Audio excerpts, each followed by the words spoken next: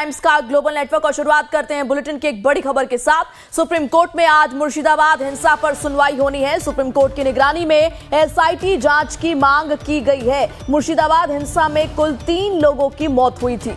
पश्चिम बंगाल के मुर्शिदाबाद जिले में वक्फ कानून 2025 को लेकर हुई हिंसा का मामला अब सुप्रीम कोर्ट की चौखट तक पहुंच चुका है। इस मामले में आज सुप्रीम कोर्ट में सुनवाई होनी है। संवेदनशील मामले की सुनवाई जस्टिस सूर्यकांत की अध्यक्षता वाली 2 सदस्यीय पीठ करेगी। मुर्शिदाबाद हिंसा में कुल 3 लोगों की मौत हुई थी, जबकि सैकड़ों की संख्या में लोग राहत शिविरों में रहने के लिए मजबूर हुए, पलायन करने के लिए मजबूर हुए। बड़ी संख्या में पुरुष और महिलाएं राहत शिविर ठहरी हुए हैं। फिलहाल सुप्रीम कोर्ट में ये याचिका जो है शशांक शेखर झा की ओर से दायर की गई है। तो एक बड़ा अपडेट, आज सुप्रीम कोर्ट में मुर्शिदाबाद हिंसा पर सुनवाई होनी है और ये कुछ तस्वीरें हैं और ये वो तस्वीरें वो दर्द बयां करती है जो इस वक्त मुर्शिदाबाद के लोग सह रहे हैं, जो कि कैंप्स में रहने को मजबूर हैं, पलायन करने को मजबूर हैं। तो सुप्रीम कोर्ट में आज मुर्शिदाबाद में हुई हिंसा पर सुनवाई होनी है। सुप्रीम कोर्ट की निगरानी में एसआईटी जांच की मांग की गई है। मुर्शिदाबाद हिंसा में कुल 3 लोगों की मौत हुई थी। तो वक्फ कानून 2025 को लेकर हुई हिंसा का मामला जो है वो अब सुप्रीम कोर्ट तक पहुंच चुका है। इस मामले में आज सुप्रीम कोर्ट में सुनवाई होगी। संवेदनशील मामले की सुनवाई जस्टिस सूर्यकांत की अध्यक्षता वाली 2 सदस्यीय पीठ करेगी। अब देखना होता है कि इस सुनवाई के बाद क्या कुछ चीजें सामने निकल कर आती है। मुर्शिदाबाद हिंसा में कुल 3 लोगों ने अपनी जान गंवाई थी, जबकि सैकड़ों की संख्या में लोग राहत शिविरों में रहने के लिए मजबूर हुए। बड़ी संख्या में अभी भी पुरुष और महिलाएं जो हैं वो राहत शिविर में ठहरे हुए हैं, क्योंकि उनके घरों को जला दिया गया है, क्षति पहुंचाई गई है, आगजनी कर दी गई। तो ये जो तबाही हुई है, इसी को लेकर आज मुर्शिदाबाद हिंसा मामले को लेकर सुनवाई होनी है सुप्रीम कोर्ट।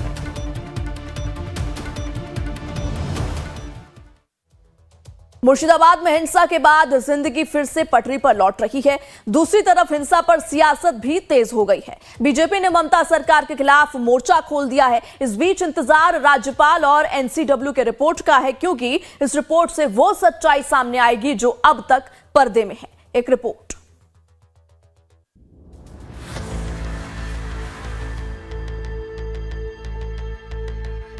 मुर्शिदाबाद में हिंसा के बाद अब शांति है। हाईकोर्ट के आदेश पर केंद्रीय बलों की तैनाती के बाद हालात सामान्य हो रहे हैं, लेकिन हिंसा के जख्म अभी तक भरे नहीं हैं। हिंसा के बाद राज्यपाल सीवी आनंद बोस मुर्शिदाबाद ने हिंसा प्रभावित इलाकों का दौरा किया। इसके अलावा एनसीडब्ल्यू की टीम ने भी प्रभावित इलाकों का दौरा किया। राष्ट्रीय महिला आयोग की टीम ने मालदा के राहत शिविर का भी दौरा किया। एनसीडब्ल्यू की अध्यक्ष विजया राहटकर ने कहा कि महिलाओं की सुरक्षा के लिए तुरंत कड़े कदम उठाने की जरूरत है। पश्चिम बंगाल की सरकार को मैं तत्काल और दृढ़ता के साथ कार्रवाई करने का मैं आग्रह करती हूँ। जैसे मैंने पहले कहा कि ये हमारे अपने लोग हैं, अपनी बेटियां हैं, पश्चिम बंगाल की बेटियां हैं, बहू है। इनके साथ आप डट के खड़ा रहिए। इनकी जो तकलीफें हैं उस तकलीफों को आप समझ कर लीजिए और उसी के साथ साथ उनको न्याय मिलने के लिए आप तत्काल उस व्यवस्था को आप बनाइए। दौरे के बाद महिला आयोग अपनी रिपोर्ट तैयार कर केंद्र को सौंपेंगी। इसके अलावा राज्यपाल सीवी आनंद बोस ने भी हिंसा में मारे गए पिता पुत्र के परिजनों से मुलाकात की और पीड़ितों से राहत कैंप में मुलाकात की।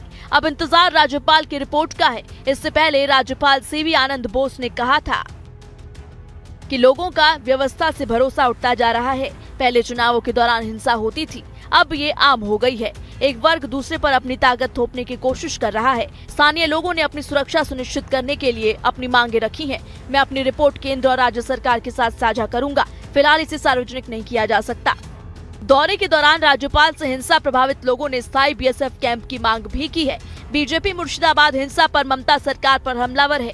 बीजेपी का आरोप है कि ममता अब इस मुद्दे पर सियासत कर रही है।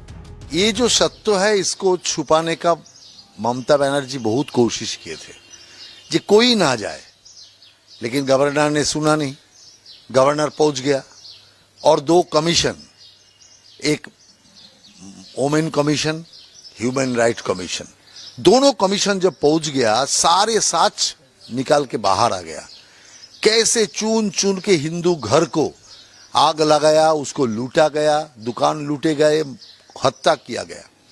ये साथ जब बाहर निकल आया तब जाके ममता बनर्जी पॉलिटिकल गेम खेलने का कोशिश कर रहा है। बीजेपी हिंसा के लिए ममता सरकार को जिम्मेदार बता रही है। दूसरी ओर ममता ने इसे बीजेपी की साजिश कहा है। इस बीच राज्यपाल और एनसीडब्ल्यू के दौरे के बाद अब इंतजार रिपोर्ट का है। Bureau report, live times.